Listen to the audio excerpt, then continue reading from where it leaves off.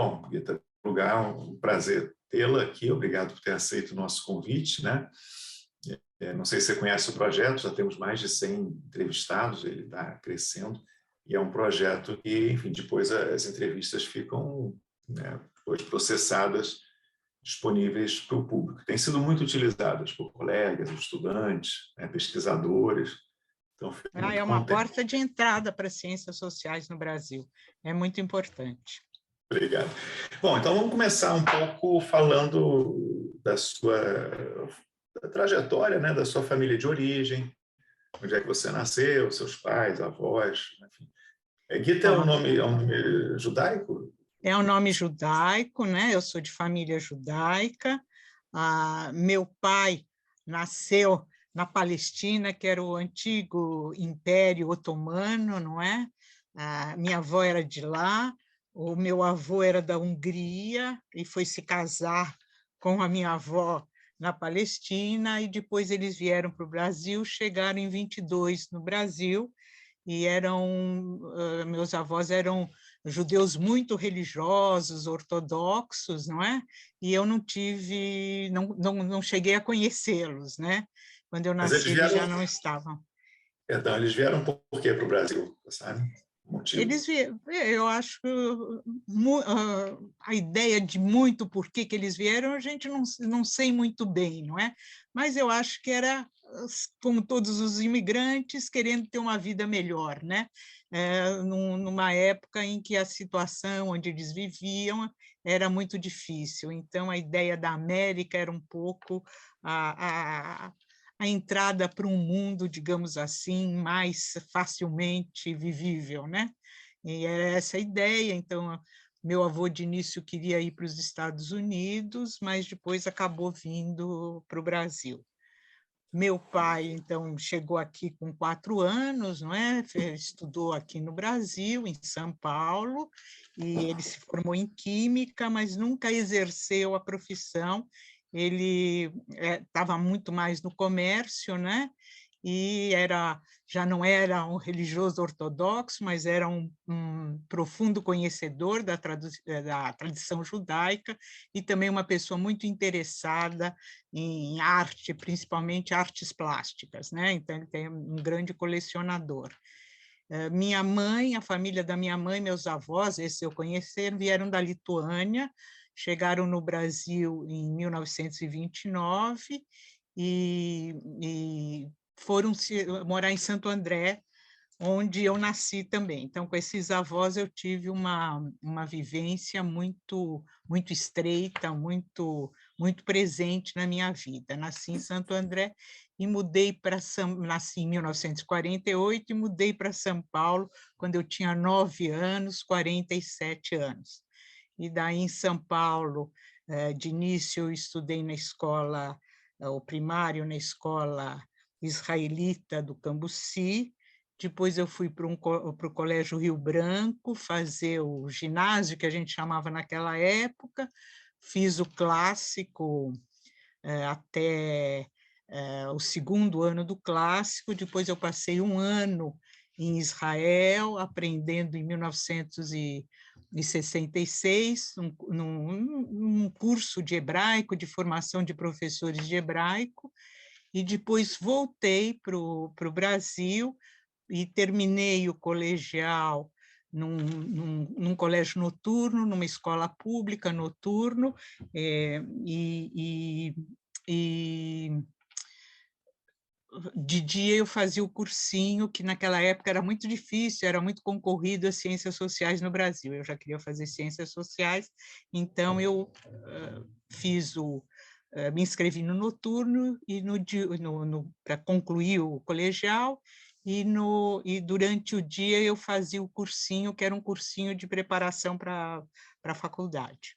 Então, Mas antes, Oi. não, perdão, antes da faculdade, eu queria só te perguntar um pouco mais. A sua família, né? Seus pais, sua mãe, eles eram religiosos? Não, eles não eram religiosos ortodoxos, eles comemoravam, vamos dizer assim, as grandes festas judaicas, né?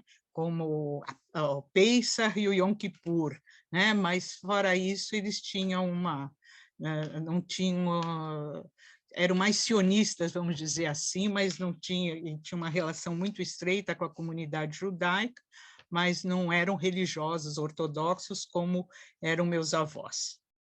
Mas em casa vocês falavam português, hebraico, Não, Yiddish? falávamos português. Meus pais falavam Yiddish, mas nós falávamos português o tempo todo. Então, o Yiddish E era essa aquele mistério experiência? que... Uhum. Não, desculpa, completa. Não, Yiddish a gente tentava entender e geralmente eles falavam quando era alguma coisa para os filhos não entenderem o que estava acontecendo, o que eles estavam dizendo.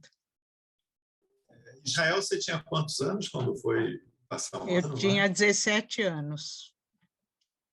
E qual foi a tua experiência de Israel? O que você achou? Foi muito bom, porque é uma experiência de liberdade muito grande, não é? Você está numa escola assim, um pouco mais livre, digamos assim, da autoridade familiar, então foi uma experiência muito interessante nesse sentido, não é? E aquilo de aprender uma outra língua, uma outra cultura, foi uma experiência assim que eu acho muito enriquecedora, né? Nessa fase da vida. Hoje, isso era um pouco raro naquela época. Hoje é muito mais comum, as pessoas vão fazer intercâmbios, né? E naquela época era uma coisa mais rara, mas também foi uma oportunidade que acho que foi muito importante Israel, na minha formação. você, você morou em Israel? Em que cidade você foi? Em Jerusalém. Fiquei morando em Jerusalém. Mas Você tinha tem interesse família pelas lá e ciências? viajei por todo o país, não é? Enfim, foi uma experiência assim muito rica.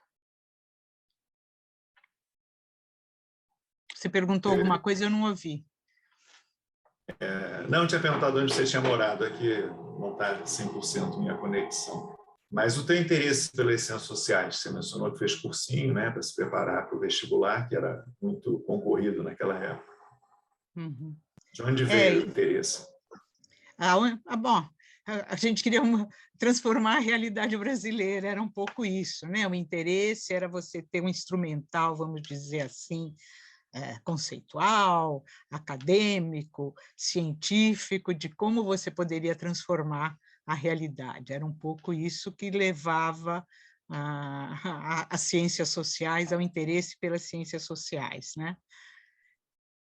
Você fez em 67 o vestibular e entrou em 68, foi isso? Entrei em 68, na Maria Antônia, quando a faculdade estava toda ocupada pelos estudantes, tinha toda a reivindicação dos excedentes, não é? Que eram aqueles que tiveram notas altas, mas não tinham vagas, então era uma luta para ampliação de vagas e um momento também muito, muito interessante, né, da vida acadêmica, porque enfim, era a faculdade ocupada, mas era muita discussão, era muito debate, e muito aquela ideia que não basta ser só transformar, redistribuir renda, tem que mudar a cabeça das pessoas. Então, eram experiências assim muito interessantes que a gente estava vivendo e que o mundo, de uma certa forma, estava vivendo também, com todos os movimentos, né, que marcaram 68, né, o século passado, né, todos os movimentos de protesto, então era algo assim muito rico, né, e muito Antes de emocionante, entrar, né?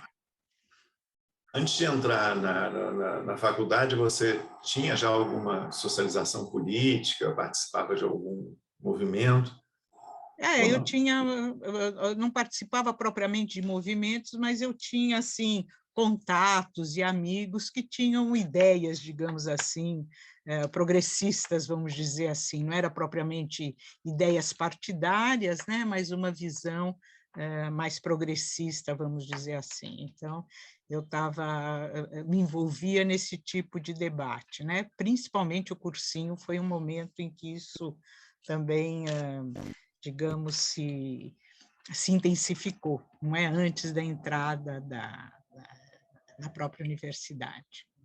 Tá bom, 68 foi um ano marcante, né? Foi um ano, O ano acabou, quer dizer, teve muita mobilização estudantil, operária e tal, mas terminou com AI-5, né? E aí o fechamento, demissões na USP. E como é que você viveu esse primeiro ano o de que eu faculdade? vivi nesse período, na realidade, eu tinha um plano e fui para a França. Então, esse período de realmente do AI-5, né? Eu já tinha um projeto de passar estudando fora, queria muito ir para a França e tal, mas com o AI-5, então eu vi que não ia ser só uma pequena viagem, seria por um tempo maior, e daí eu fui para a França em 79 e me inscrevi na Sorbonne, 69, né? No Logo início ou no depois do final do ano? no No final início do do ano. ano, no início do ano, e lá eu me inscrevi na Sorbonne para fazer sociologia, lá você tinha que se inscrever em duas matérias, né? Chamava duel.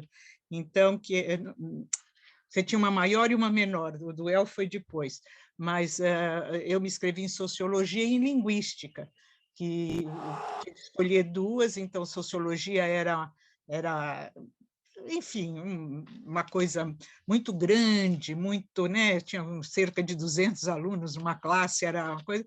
Agora, a linguística era uma coisa muito interessante, foi nesse momento que eu me envolvi com a semiologia. Um dos autores que era muito importante para mim na época, mesmo antes de ir para a França, era o Roland Barthes, aquele livro Mitologias, era um livro que na época eu achava o máximo, né? Era isso que eu queria fazer, mas eu acabei me inscrevendo na Sorbonne propriamente dito. O Barthes estava em Vincennes, porque a Sorbonne era mais perto da minha casa, mas de qualquer jeito eu tinha um interesse muito grande pela semiologia, e depois eu acho que meu interesse pela antropologia veio via semiologia, não é? Legal. O duelo era o equivalente ao bacharelado, né? Diploma Universitário de Estudos Literários. Então, científico Exatamente. e o literário, não é isso? Mais ou menos. Mais ou menos isso, Quer dizer, você escolhia duas disciplinas sempre, né? Agora mudou completamente, mas na realidade, quando eu escolhi linguística, eu fiquei mais com o grupo do André Martinet, que, enfim, era bem diferente do grupo que estava que mais orientado e que circulava em volta do Barthes, né? E era um acento muito grande na fonologia, né? O estruturalismo estava no auge, né? Nessa Estava época. no auge, exatamente, estava no auge. Antropologia, na psicanálise, na linguística. Daí a antropologia foi quando eu voltei para o Brasil, porque daí voltei para o Brasil em 73 e continuei, né, as ciências sociais. Daí o meu interesse pela antropologia foi muito via a Ruth Cardoso, a Eunice Duran, né? E que, então, elas estavam no estruturalismo, ensinando estruturalismo e discutindo, e depois eu acabei fazendo o mestrado na ciência política, porque a Ruth e a Eunice passaram para a ciência política. Então, meu interesse sempre foi pela antropologia, mas o mestrado e o doutorado foram na ciência política, justamente porque naquela época elas passaram, fortaleceram, vamos dizer assim, o Departamento de Ciência Política da USP, que estava querendo criar pós-graduação, então precisava ampliar o seu corpo docente, não é? Enfim. Mas só para entender um pouco, voltando um pouquinho no tempo, Guida, você fez o primeiro ano, em 68, na USP, né?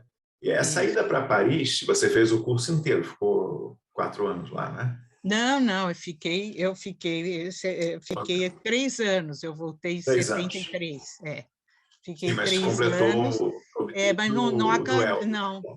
não acabei não completando o bacharelado inteiro. Eu comecei a fazer o duel, mas eu não completei inteiro, daí para revalidar os cursos que eu fiz lá era muito complicado, e também era o meu interesse de, enfim, conhecer melhor. Eu acabei fazendo terminando o bacharelado na USP, né? Terminei em 73 e em 74, né? Que em 2 anos, final de 74, e daí já fiz o concurso e ingressei no mestrado.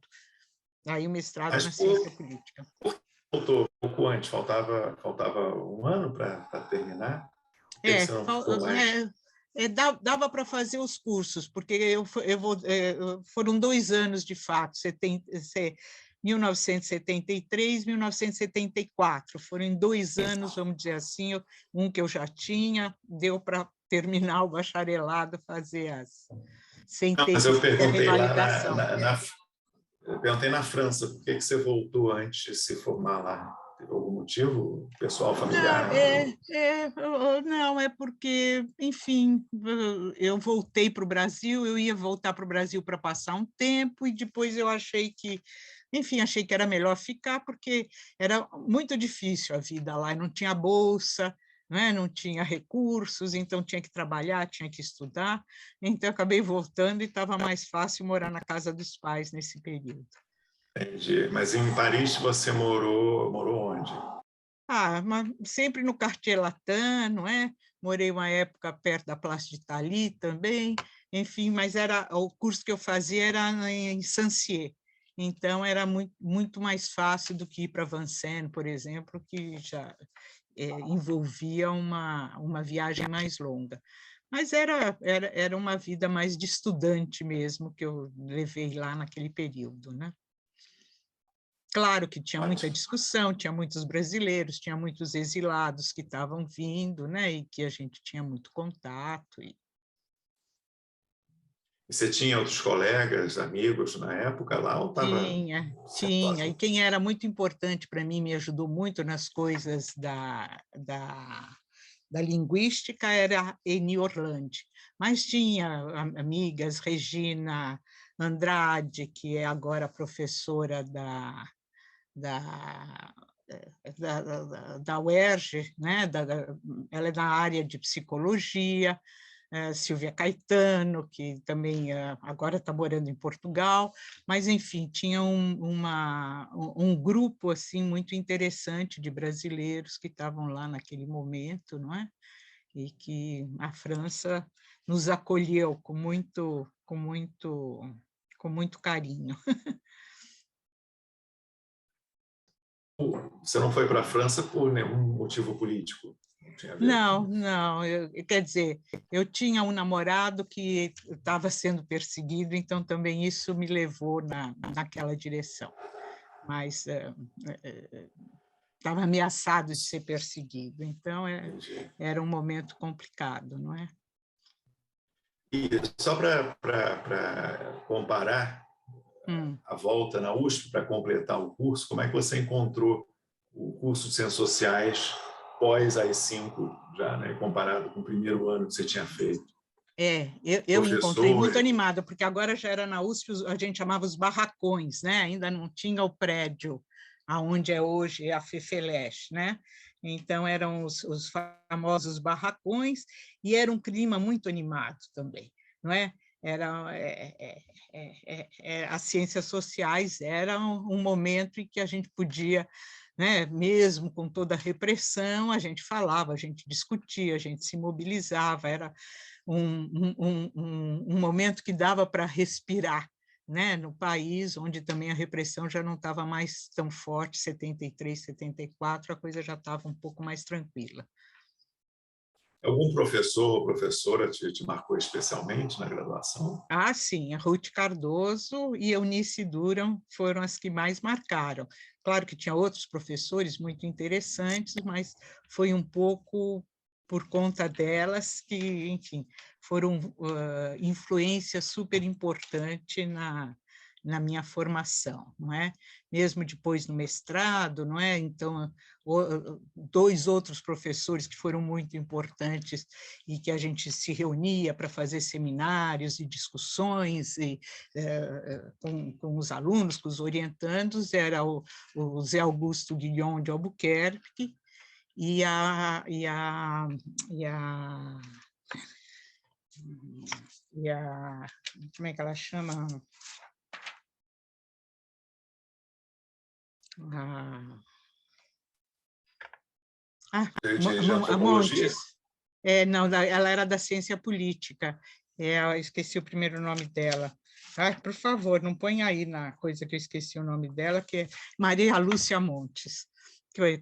Maria Lúcia Monte, Você sim. lembra Conheci dela, né? ela. Sim, Então, sim, sim. enfim, ela A foi Lúcia muito... tinha dezenas de gatos na casa dela, né? Gatos e cachorros. Gatos e cachorros, mas era uma É. pessoa muito, muito Muito inteligente, criativa, muito muito gentil, né? Muito inteligente, animada, né? criativa, era uma pessoa assim, uma influência marcante, né, na minha formação, né? E Tem então, algumas bancas dela, é? bancas que ela presidia, né, como É. orientadora. Uma vez eu participei. Mas Guita, e o tema do populismo, né? Ideologia e populismo, vai ser o título do livro depois, que resultou da tese, né? Como é que você chegou Isso, no tema? não é Veio a tese, sua essa é a cabeça? dissertação de A mestrado. dissertação, sim, sim. Dissertação de A mestrado. dissertação de mestrado, porque era assim, como a Ruth e a Eunice foram para a ciência política, e assim estavam numa relação muito boa com o Guion, que também era da ciência política, e com a Maria Lúcia Montes, que também era da ciência política, né? Eu precisava definir um tema que eu pudesse usar, vamos dizer assim, um instrumental antropológico, mas também tivesse a ver com ciência política. E, nesse sentido, eu escolhi esses 4 governadores, o discurso populista, e daí, com toda a minha experiência em linguística, né, eu fiz uma análise, vamos dizer, estrutural, né, utilizando basicamente o Habermas na análise dos discursos políticos de 4 líderes, o Arraes, o Lacerda, o Brizola e o Adhemar de Barros, né? Eu acabei analisando detalhadamente, vamos dizer assim, aplicando o instrumental estruturalista no discurso de posse desses 4 líderes políticos, não é?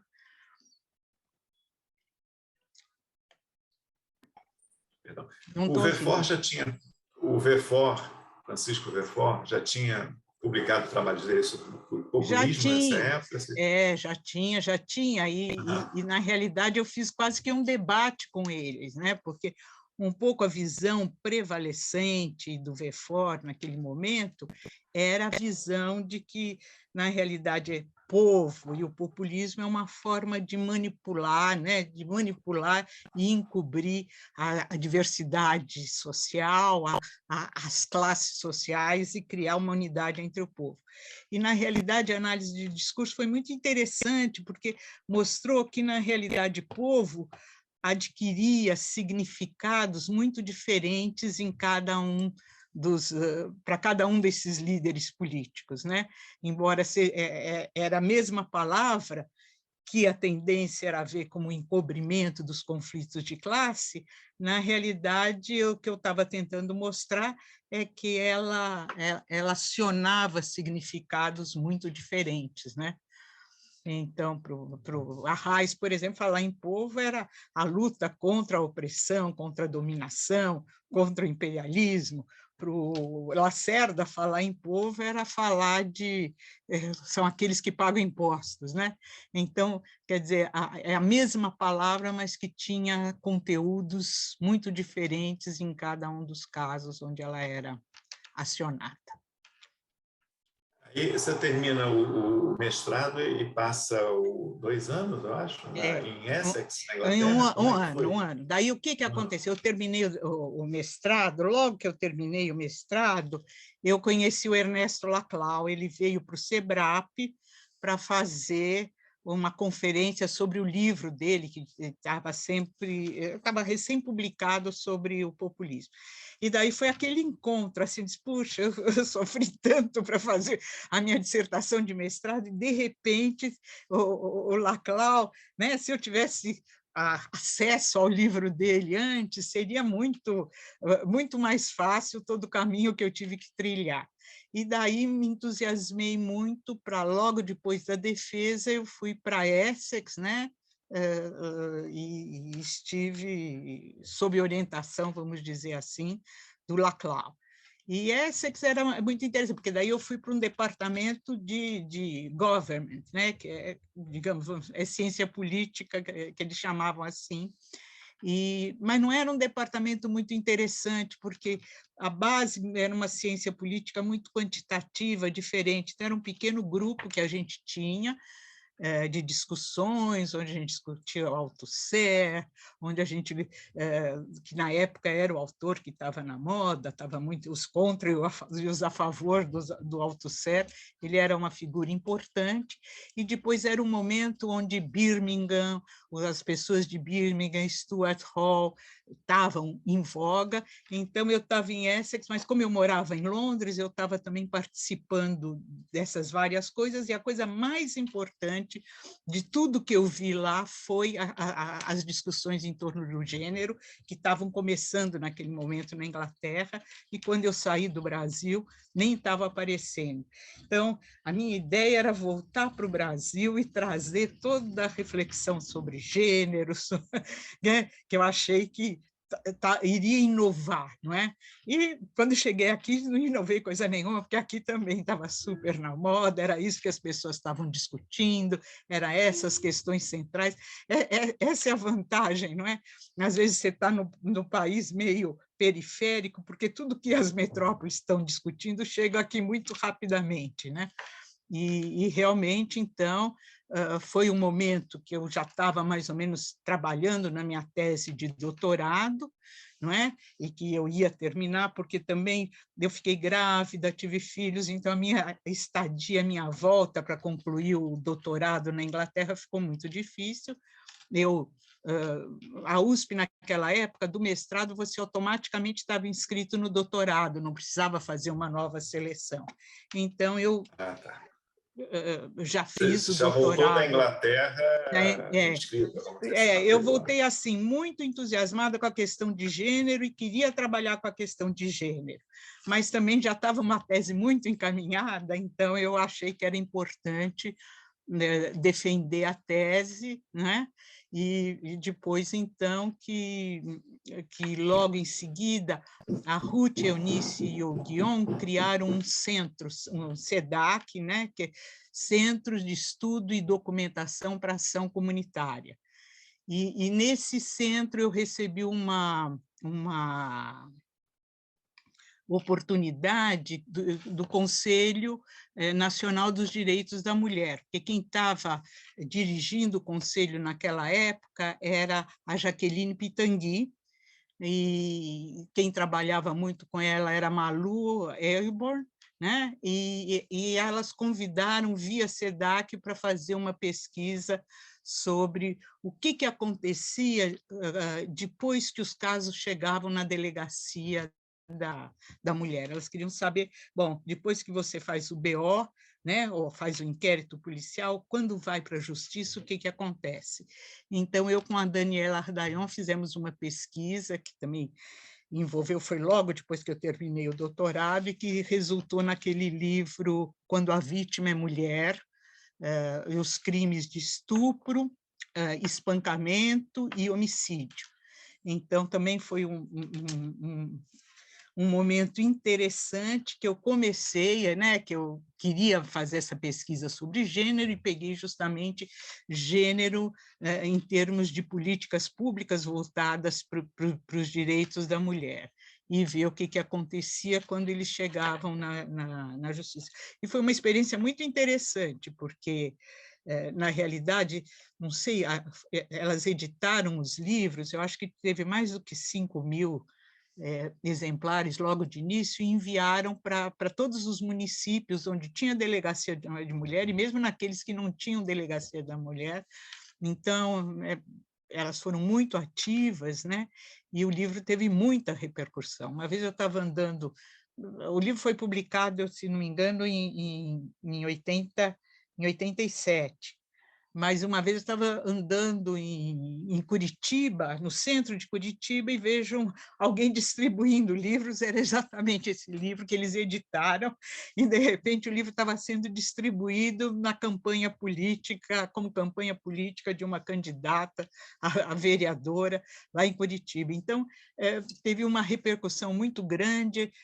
Daniela e eu fomos para vários lugares fazer lançamento do livro, discussão do livro, foi uma coisa assim bem interessante, né?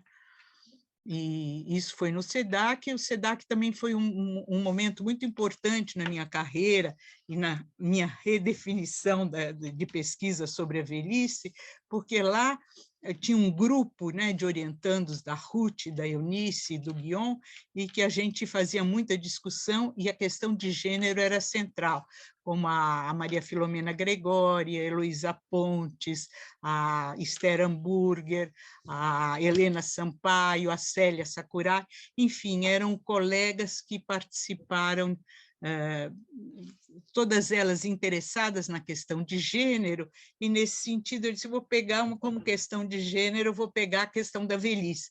Então todo mundo acha que eu comecei com a velhice, depois fui para gênero. Não, mas eu comecei com gênero mesmo, e depois uma das áreas que estavam pouco trabalhadas era justamente a questão de gênero, né? Então,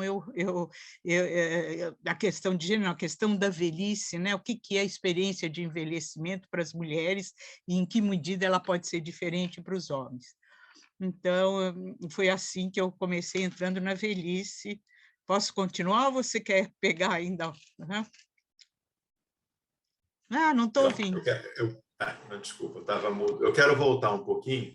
Eu queria perguntar, você mencionou, aí teve filhos e tal, a questão da maternidade, como é que você vivenciou a maternidade, né? Maternidade, vida familiar e a vida acadêmica? Como era na sua época? Como foi conciliar? Foi difícil, não foi? É difícil. Eu me lembro quando eu fiquei grávida na Inglaterra,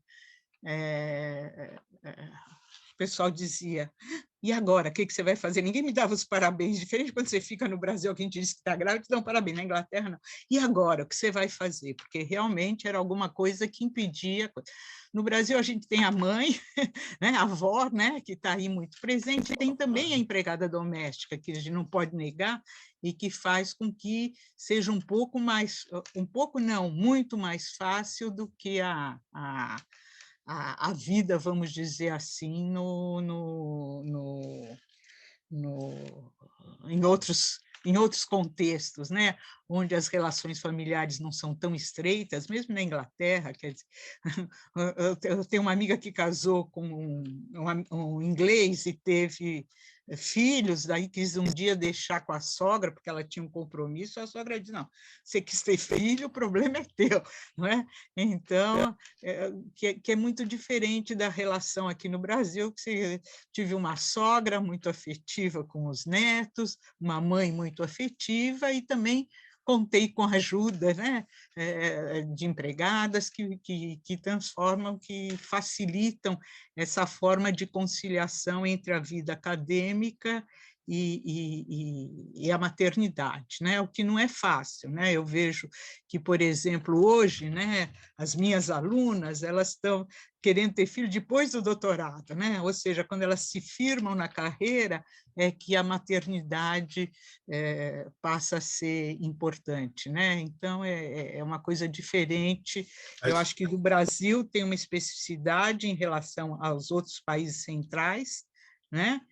E tem uma diferença em termos de geração também, não é? Que, enfim, a maternidade, para a minha geração, era uma coisa que tinha que vir muito cedo, diferente dos jovens agora, que fazem congelamento de óvulos, e, enfim, planejam a maternidade e a carreira, né, em momentos distintos, né? É quando você já está bem posicionada na carreira que você quer ter filhos, né?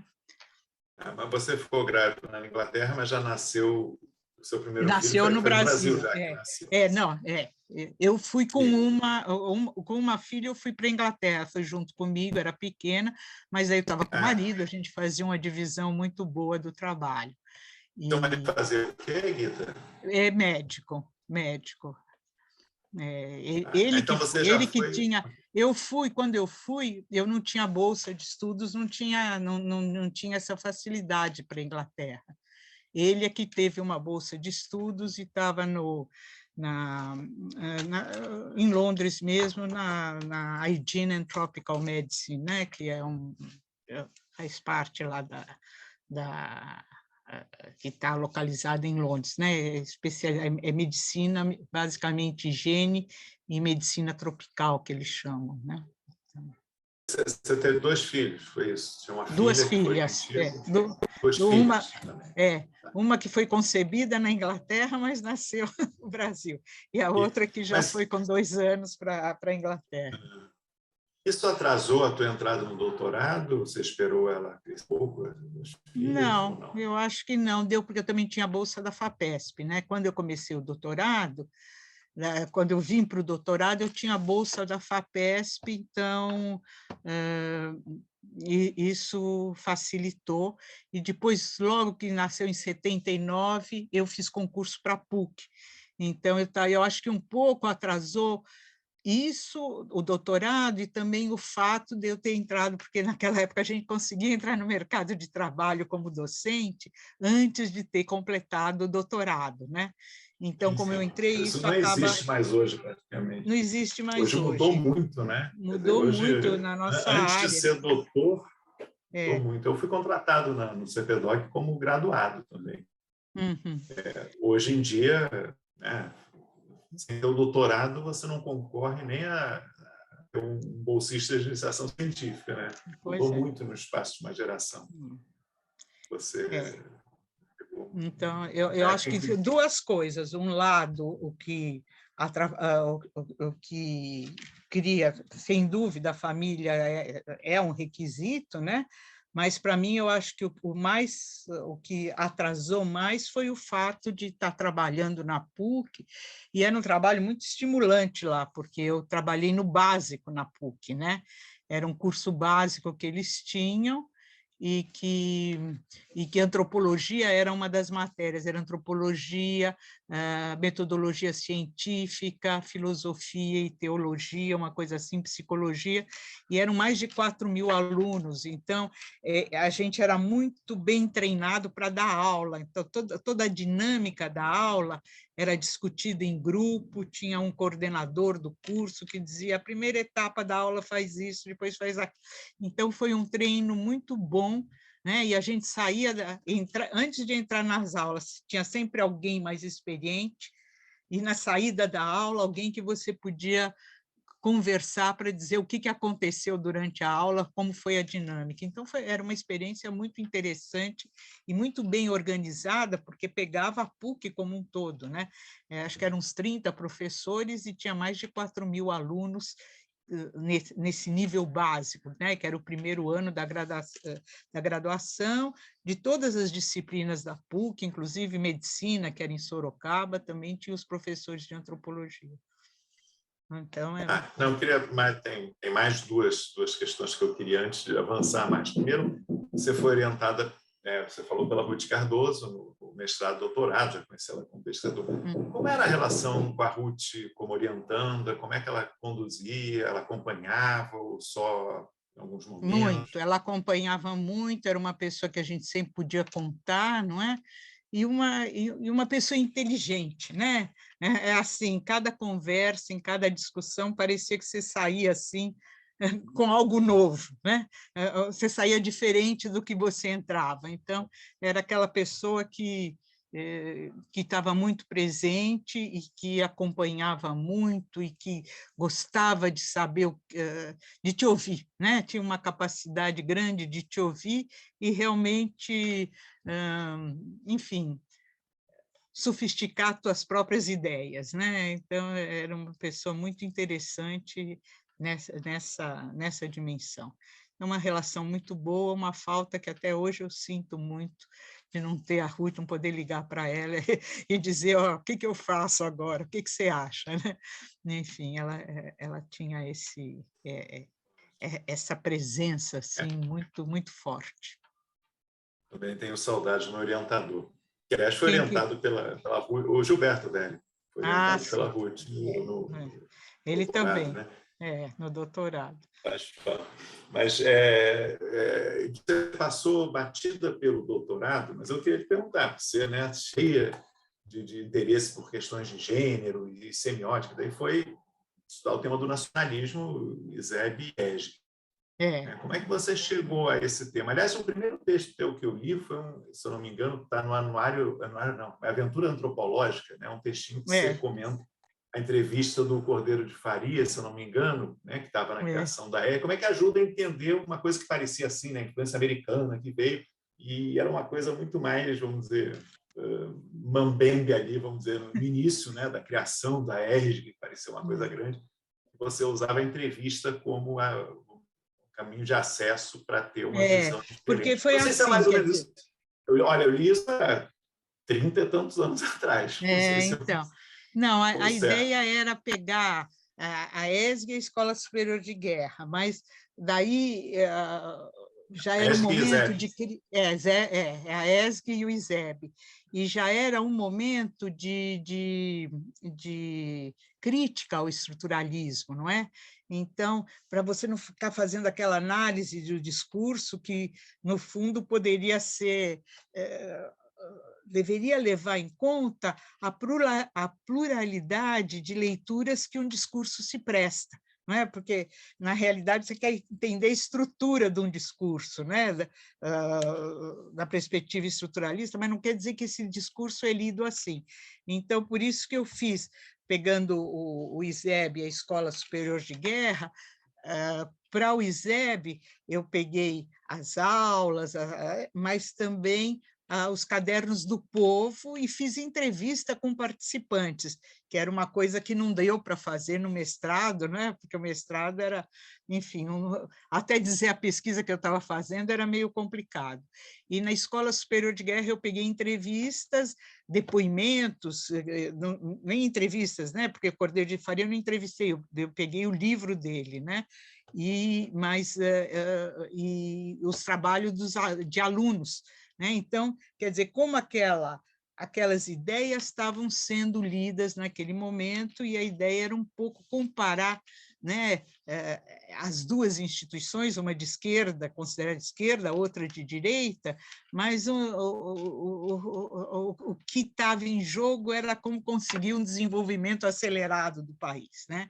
Era essa a perspectiva, claro, eram perspectivas muito diferentes nessa direção, porque tinha aquele lado mais da Escola Superior de Guerra, que, no fundo, gostaria, digamos, que se, a partir da Revolução Cubana, que fosse feito um plano Marshall, do estilo plano Marshall no Brasil, para evitar o comunismo, né, o destino de Cuba, e, por outro lado, a esquerda, que pensava realmente numa revolução capaz de fazer uma distribuição de renda e contra o imperialismo. Então, apesar de ter diferenças internas em cada uma dessas instituições, basicamente, ambas estavam interessadas em como se acelera esse desenvolvimento, só que a receita para isso eram receitas distintas, né? Ótimo. Você mencionou já o SEDAC e a tua teu interesse, né, nesse momento da carreira por questões de velhice e gênero, né? Dois temas que te acompanham até hoje, né? Mas eu queria, você falou do SEDAC e tal, mas eu queria, se você pudesse, tentar comparar ou comentar. São temas hoje que têm muitos grupos de trabalho, uma produção enorme, tanto esse quanto questões de gênero. Como é que era naquela época, né? A gente está falando de 30, 40 anos atrás, e hoje, que você vê quando se fala de gênero e velhice, hoje, como se via nesse momento, vamos dizer, que você entrou nessas temáticas. Então, o gênero, quando eu entrei, estava uma coisa super discutida, super falada, não é? Anos 70, 80, esse era um tema central, né? E o que eu fui fazer com a velhice era, bom, tinha assim, gente estudando SOS, gente estudando a delegacia, tinha o trabalho da Marisa, que também que era o judiciário, basicamente, os homicídios, como eram julgados, a tentativa de homicídio, tinha várias coisas. Agora, tinha um lado que não estava sendo estudado, que era da velhice, então eu disse, então eu vou lá, mas eu fiz assim ainda quando eu estava preocupada com o doutorado, era quase assim, um refresco para pensar em outras questões na época que eu estava fazendo doutorado. E daí o que aconteceu foi que eu fiz 8 entrevistas com mulheres velhas. Daí a Eva Blay estava fazendo um seminário sobre história de vida. E daí disse, me falou, vai queria que você apresentasse alguma coisa. Eu disse, mas eu estou começando, estou trabalhando. Mas você está trabalhando com mulheres velhas, você está pegando a história de vida delas, você falou que está pegando. Bom, aí tive que escrever um texto para o tal do seminário que a Eva Blay estava organizando. Daí, logo que eu terminei esse texto, até pedi para a Ruth me ajudar, ela deu uma lida, deu sugestões e tudo mais. A Anne-Marie Gallemard, que é uma francesa que também trabalha com a velhice, escreveu para a Ruth, perguntando se a Ruth poderia indicar alguém para um seminário que ela ia fazer no México, e que ela queria trazer alguém do Brasil que trabalhasse com a velhice. Bom, a Ruth me mandou, quer dizer, eu passei anos estudando populismo, né? Como são as coincidências da vida que a gente tem que levar em conta, né? Claro que tem uma coisa que é a dedicação, o estudo e tal, mas tem as coincidências, né? Claro, a Ruth não tinha praticamente ninguém estudando velhice no Brasil, então ela me mandou e eu fui para o México com passagem, estadia, tudo financiado, anos estudando o populismo e nunca ninguém me chamou para um congresso internacional, pagando passagem, pagando estadia, não é? E 8 entrevistas que eu fiz com mulheres velhas, de repente, essas coisas das coincidências, né?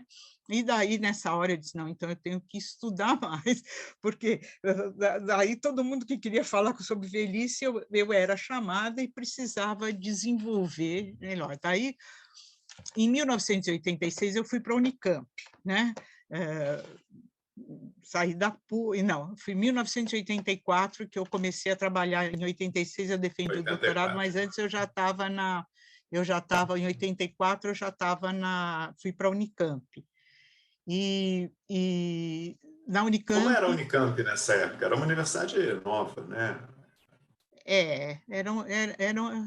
Era uma universidade nova, mas muito, muito ativa, né? Muito querendo, né? Era nova, mas essa novidade... Quando eu fui, já não estava mais o Peter Frey, já não estava mais a Verena, que foram pessoas muito importantes na criação da antropologia na Unicamp. A Verena já não estava no Brasil e o Peter já estava no Rio de Janeiro. Mas estava o Antônio Augusto, não é? Marisa Correia, muito ativa, né? Estava a Alba, enfim, tinha um leque assim de professores mais velhos e que muito entusiasmados em fazer uma antropologia de ponta. Então, era um grupo pequeno, o oposto da PUC, que era um grupo muito grande, né? E era um grupo pequeno, mas que estava muito interessado em fazer uma antropologia de ponta mesmo, né? E era muito entusiasmante, porque eram temas, porque hoje isso já é quase banalizado nos programas de antropologia, mas na época não era assim. Basicamente, a antropologia ou estudava camponês, ou estudava índio, ou pequenas comunidades. E na Unicamp o cara estudava aborto, SOS Mulher, os julgamentos. Então, era uma coisa... Hoje, todos os departamentos de antropologia têm isso também, mas era uma coisa assim muito inusitada, isso que a Unicamp estava fazendo. Depois, não, no Rio também. O Gilberto Velho vai fazer todas essas outras, né? Essa antropologia urbana vai criar uma força muito grande, não é? Mas na Unicamp era um entusiasmo muito grande em relação às pesquisas, né? Outro trabalhando Michê, enfim, era um leque assim de trabalhos, né? Como o Nestor Perlonger, enfim, de trabalhos, tanto dos professores como dos estudantes de pós-graduação, muito estimulante, muito vivo, né? O PAGU já existia, o Núcleo de Estudos de O Gênero? PAGU já existia, e eu fui para o PAGU, eu entrei para o PAGU depois, estou tentando ver um pouco a época que eu entrei, porque foi um momento em que a Ford deu um financiamento grande, eu fui coordenar uma pesquisa Ford dentro do PAGU por 2 anos, que chamava Gênero e Distribuição da Justiça, Tolerância e Distribuição da Justiça, era mais ou menos o nome. E eu fiquei eu coordenei essa pesquisa, e daí era mais a questão de gênero propriamente que estava em jogo. Mas antes disso, antes de coordenar essa pesquisa, eu também fiz um pós-doc em Berkeley, que foi muito importante, logo depois que eu defendi o doutorado. Eu defendi o 89 e doutorado... 90. Isso, 89 e 90, esse eu fui para os Estados Unidos, e quando eu fui era um pouco tentar transformar o doutorado eram 2 coisas que eu queria. Por um lado, transformar o doutorado em um livro, porque ficou aquele doutorado enorme, com mais de 500 páginas, eu não recomendo mais para ninguém fazer isso, porque depois você tem que mexer e dá muita pena de jogar coisas fora. E também queria fazer a pesquisa sobre a velhice. E daí, quem me recebeu lá, e foi muito bom, foi o Paul Rabinow, né? Que deu um apoio muito grande à pesquisa que eu queria fazer, e no fundo, acabei me envolvendo tanto, tinha tanta coisa sobre velhice, tanta coisa interessante sobre velhice, que eu acabei me dedicando mais a isso, perdi a vontade de mexer naquele material, naquelas 500, quase 600 páginas do doutorado, porque já tinha rendido também vários artigos publicados, como esse, publiquei também na Revista Brasileira de Ciências Sociais um resumo da tese, então agora eu me perdi um pouco, mas, enfim, me dediquei mais à questão da velhice propriamente dita, né? E quando eu voltei de Berkeley, que eu voltei em 90, né? Eu voltei fiz um grande projeto para o CNPq para a questão da velhice. E, ao mesmo tempo, a Marisa Corrêa me convidou para coordenar essa pesquisa no PAGU, que era um financiamento que a Ford estava entusiasmada. Então, eu acabei ficando sempre nessas 2 áreas que, na realidade, não são incompatíveis, né? Elas são muito ligadas, né? Porque boa parte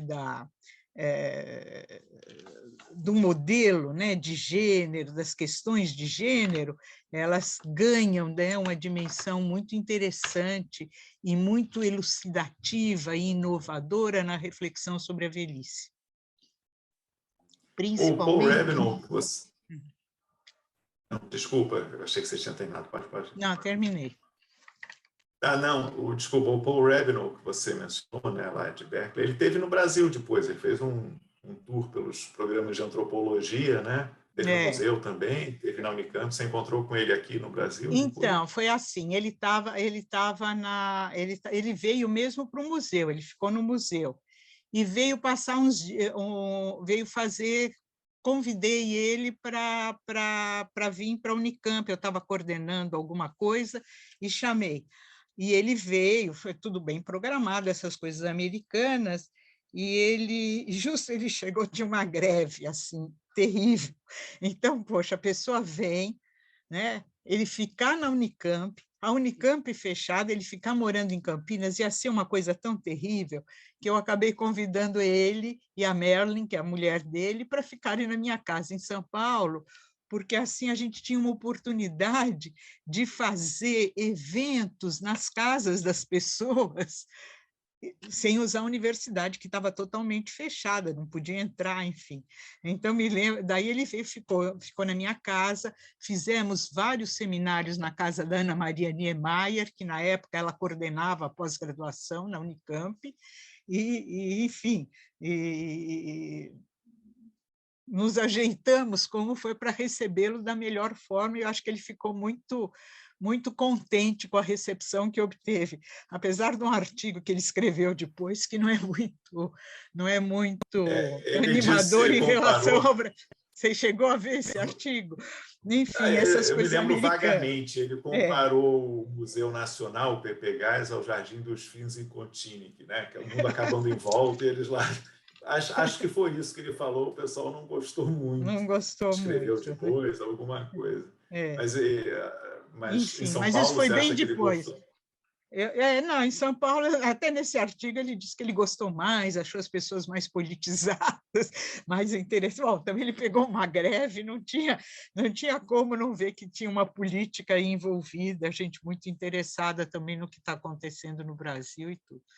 Mas, enfim, foi uma recepção muito boa dele, da Nancy Shepherd Hughes, que também ela é, digamos, a especialista no Brasil lá, então uma parte ela estava viajando quando eu fui, mas depois quando ela chegou, abriu, me apresentou muita gente, e quem teve uma amizade muito grande e que, enfim, cultivo até hoje, porque acabei de saber que agora que ela se aposentou é a Laura Nader, né, ela também é especialista em antropologia do direito, essa parte, então fui muito bem recebido por esses três, né?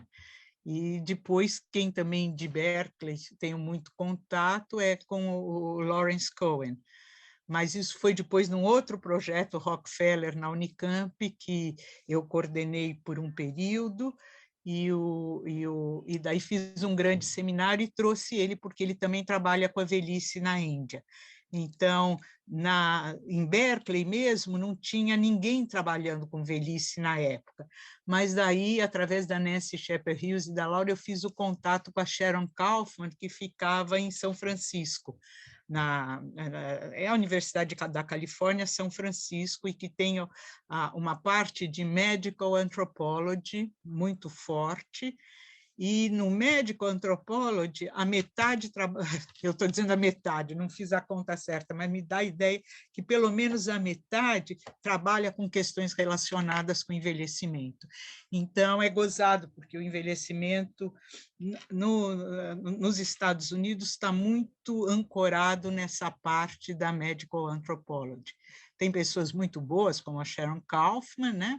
Agora, tem pessoas que não tão interessantes assim, que querem trazer mais para o lado da medicina, vamos dizer, não são interessantes para mim, pelo tipo de pesquisa que nós, cientistas sociais, fazemos, porque eles querem levar muito mais para o lado da medicina, da geriatria, né? Um debate com a geriatria, mais do que propriamente esse lado mais antropológico da questão.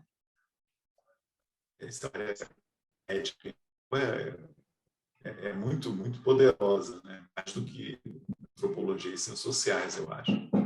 O que? Não ouvi. A área biomédica, medicina, biologia, é muito mais poderosa, tanto nos Estados Unidos quanto no Brasil, do que as ciências sociais, né? Certamente. A gente tem um desequilíbrio muito grande. Paraquita, você tem uma participação também importante na institucional, né? Na ABA. Você foi secretária-geral, depois foi vice-presidente. Você podia falar um pouco dessa experiência? Você organizou, não foi o encontro em Campinas da RBA, União Brasileira de Antropologia? Como é que foi essa experiência institucional da ABA? Olha, eu tive experiência institucional na ABA, primeiro como secretária-geral, e quem estava presidindo era o Antônio Augusto Arantes. E isso foi isso, estou tentando aqui me lembrar a data que é, bom, mas deve ter aí a data, né, que foi isso. 88, acho que foi 88, né? 88, que a mulher foi exatamente, 88, 89, exatamente. Então, foi uma experiência muito rica, né?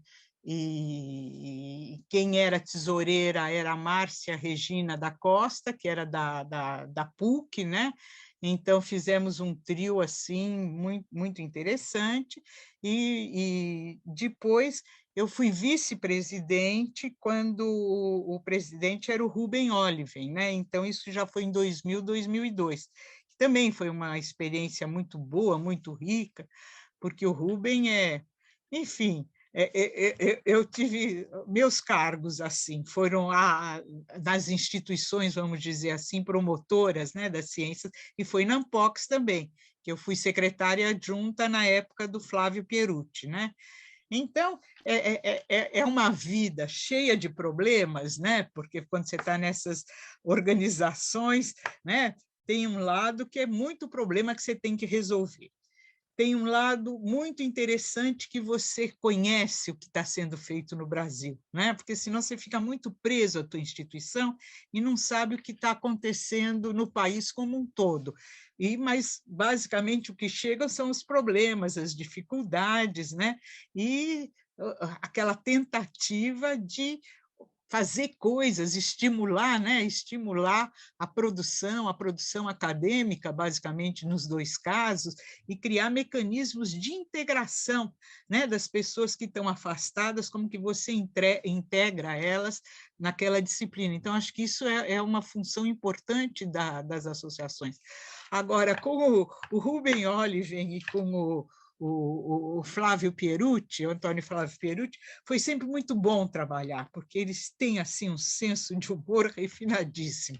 Então, mesmo quando a crise parecia que o mundo ia desabar, que a gente não ia ter financiamento, que a gente não ia poder fazer os congressos, não poderia organizar, eles sempre tinham um toque de humor e que fazia com que a gente conseguisse levar esses problemas com mais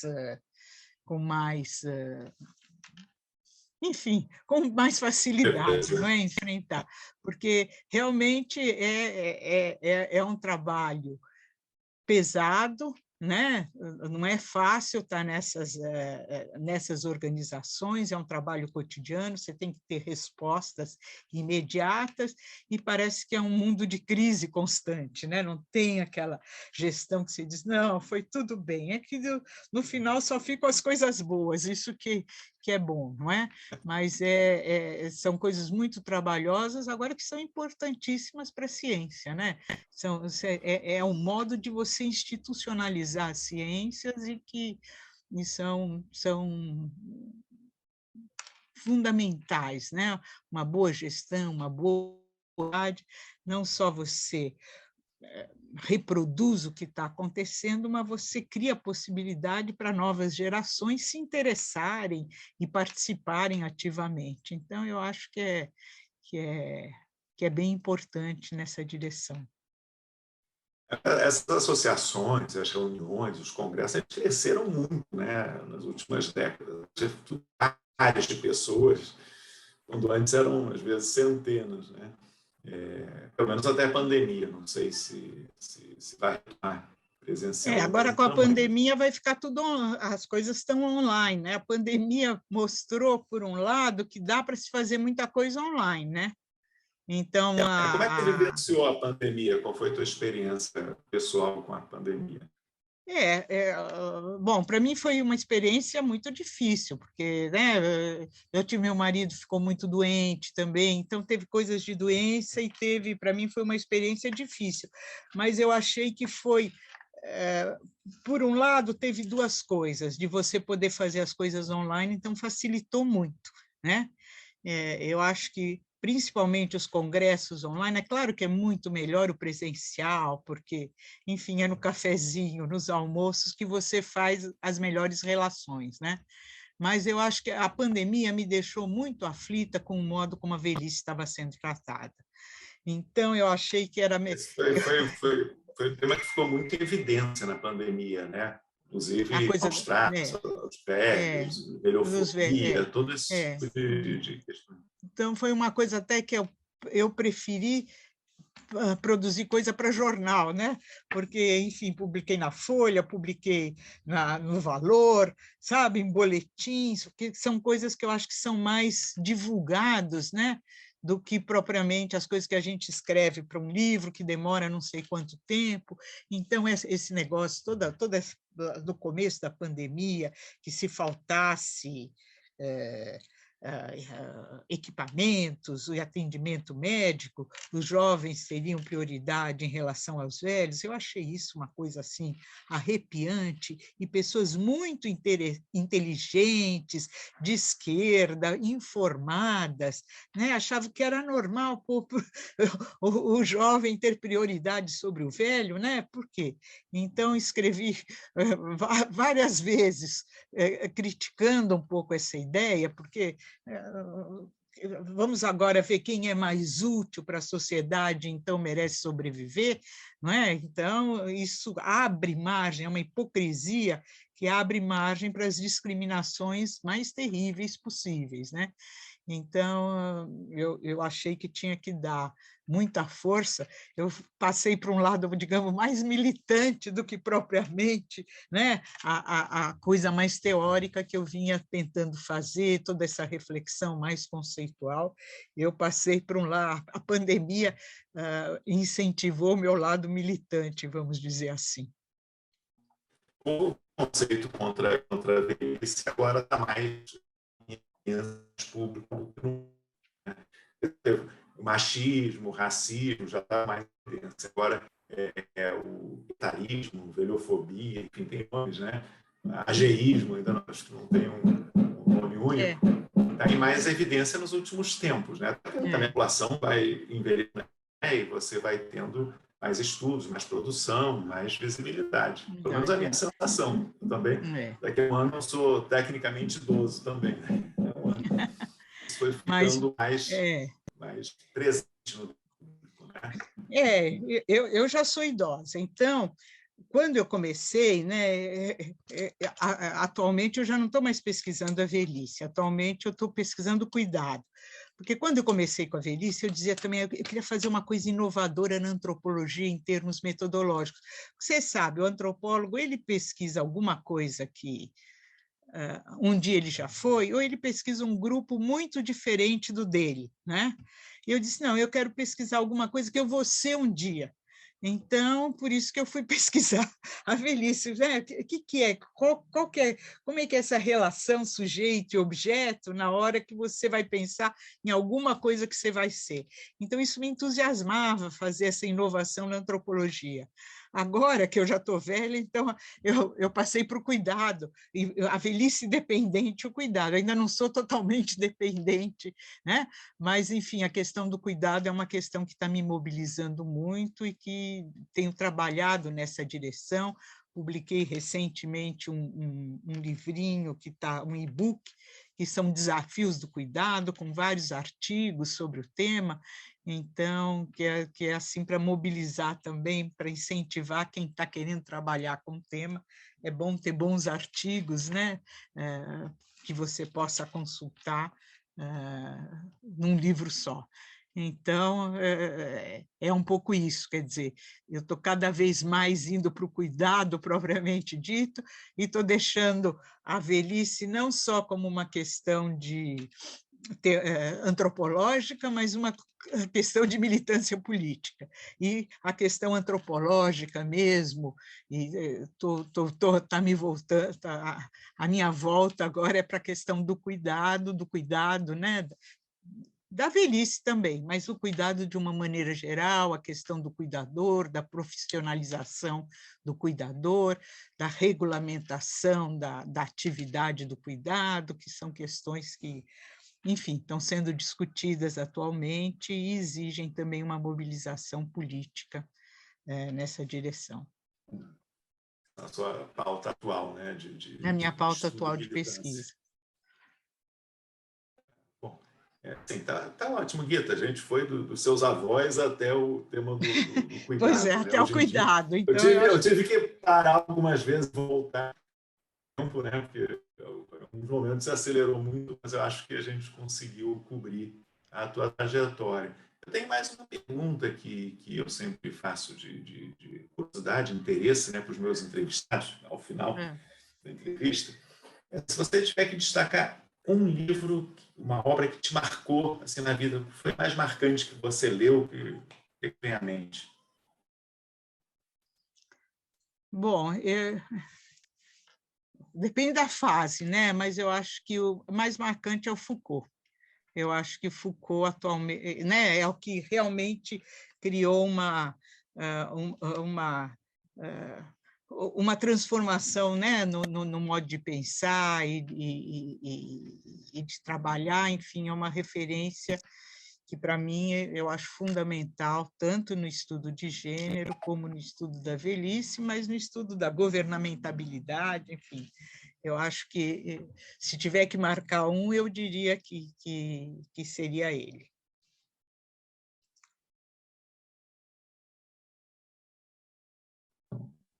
Ih, acho que deu algum problema. Está me ouvindo? Você chegou, você chegou a seguir alguma aula palestra do Foucault na França? Não, não. Não. Vim conhecê-lo depois, viu, no Brasil. Quando você menciona Foucault, você está pensando, em primeiro lugar, que história da loucura, palavra e as coisas, vigiar e punir, história da sexualidade, Microfísica do poder. É. Toda A obra obra dele como um todo, é. impactante mesmo. Eu acho que ele é Ótimo. impactante. Ele criou uma reviravolta, né, na reflexão das ciências sociais, do meu ponto de vista.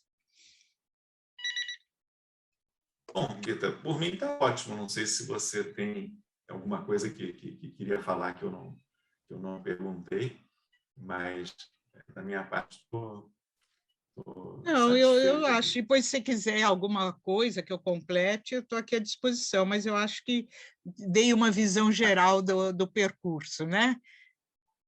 Deu sim. Se tiver uma dúvida também depois. Então, isso que eu queria saber, como vocês fazem depois? Vocês transcrevem, ou isso fica Sim, a assim? gente faz. Tem uma edição do vídeo, uma edição light, né, que a gente chama, que é mais para padronizar. A gente faz a transcrição.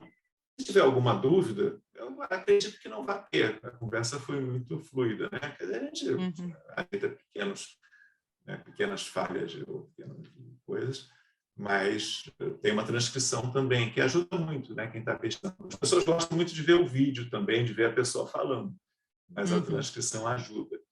E aí a Então. gente avisa quando estiver pronto. Tá? Ah, tá ótimo, perfeito. Obrigado.